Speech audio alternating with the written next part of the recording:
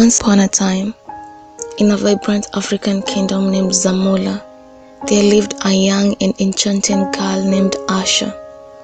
Asha was known far and wide for her beauty, with ebony hair that cascaded down her shoulders like a waterfall, and eyes that sparkled like the midnight sky.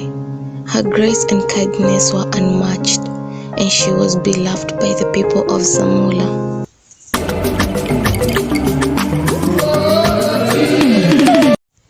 However, the Zamula village was soon shattered by a series of mysterious events that cast a shadow over the kingdom. Crops withered, and once plentiful rivers ran dry. Whispers of dark magic echoed through the air, and fear spread like wildfire among the people. In their desperation to find a scapegoat for the misfortunes befalling the kingdom, the villagers turned their accusing eyes towards Asha. Rumors of Asha being a witch began to circulate, fueled by superstition and fear. The once adored girl suddenly found herself an outcast. As suspicion gripped the hearts of her neighbors, the elders declared that Asha must be the source of the kingdom's chaos and must face the consequences of her supposed witchcraft. As the news of Asha's alleged crimes spread, a mob gathered fueled by anger and a desire for retribution, led and misguided by a man named Tembo. The crowd marched towards Asha's home, torches ablaze and chants of condemnation filling the night air. Asha innocently could hardly believe the sudden turn of events. Asha's childhood friend, Malik, who had always admired her from afar, refused to believe the accusations against her.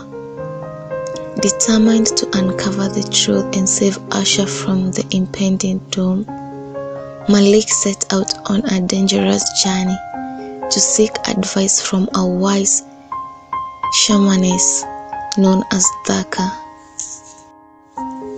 Thaka, who lived on the outskirts of Zamula, possessed ancient knowledge of mystical forces that governed the land. Malik pleaded with Thaka to help clear Asha's name and save her from the angry mob that threatened to tear her apart. Moved by Malik's sincerity, Thaka agreed to assist him. She revealed that Zamula was indeed in the grip of an evil force, but Asha was not the cause. Instead, a jealous sorcerer named Webre had unleashed dark magic upon the kingdom to take control for himself.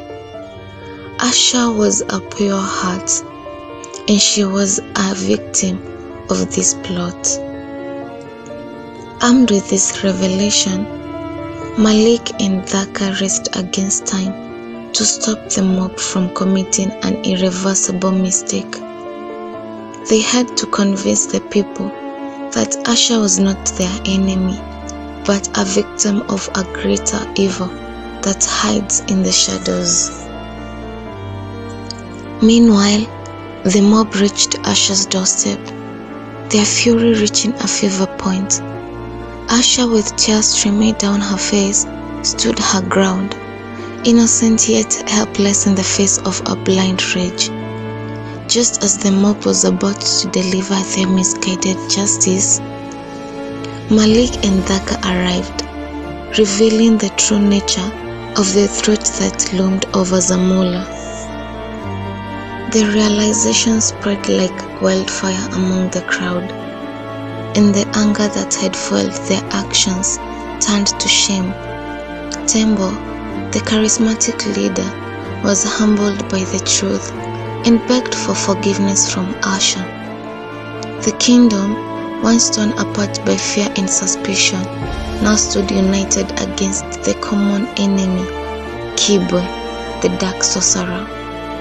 Together, Asha, Malik, Thaka, and the people of Zamula waged a courageous battle against Kibwe. Kibwe had underestimated the strength of unity and love. In the end, the combined forces of kingdom prevailed, and Zamula was freed from the grip of dark magic.